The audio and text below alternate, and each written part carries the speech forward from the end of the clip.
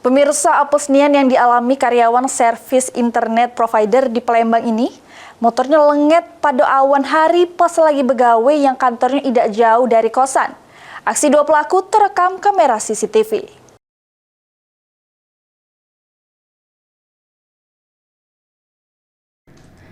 Inilah dia rekaman CCTV-nya terselit salah sikok pelaku yang berperan memantau situasi nunggu kawan sikoknya lagi metik motor yang tidak jauh dari lokasi pelaku nunggu.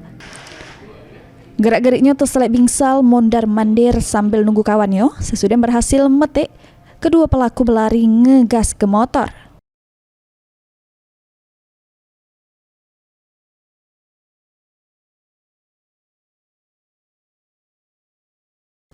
Motor yang hilang merupakan punya karyawan servis internet provider asal Lampung yang ngekos tidak jauh dari tempat begawe.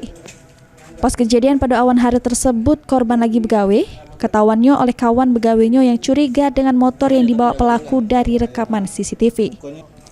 Dipastikan oleh korban, ternyata motor lana miliknya memang lenget nian bersama helm yang ditaruh di motor.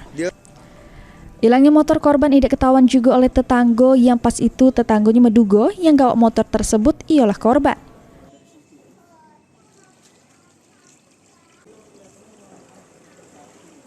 Kata dia yang karyawan kawan aku tadi ngomong kalau misalnya motor kocanya aku lihat tadi ada yang bawa.